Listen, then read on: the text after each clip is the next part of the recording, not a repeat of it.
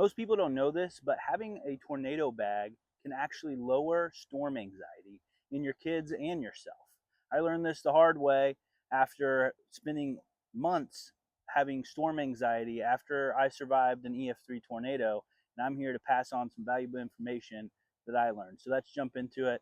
My name is John Edlin. I am owner of Edlin Tornado Shelters and also a tornado survivor.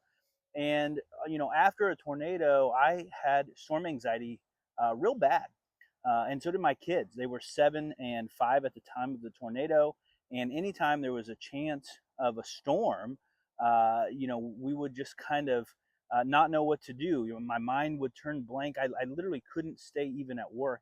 I remember being at work, and there was a rumble of thunder, and I knew there wasn't a chance of a tornado, but I was still just terrified about it. So what I did was just say, hey, I got to go home, and just lay down in my bed until the storm passed.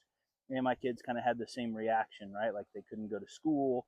It was just a real debilitating thing. But then what we did was we created a tornado go bag. And this was something very simple. I actually just took my son's old backpack and filled it with things that we knew we need and things that we wish we would have had when we got hit by the tornado. And those things were, a flashlight, a whistle in case we got trapped underneath something, or we could, whistle out for our neighbors to come and get us, which would have been helpful in that situation. A charger for the phone. We also needed a first aid kit because there was, some cuts and scrapes and things like that. And thankfully it wasn't much more than that, but it would have been nice to have gauze and those kinds of things. So I put that in my tornado go bag. And then I also, put shoes in there, an extra pair of shoes, because there's glass everywhere.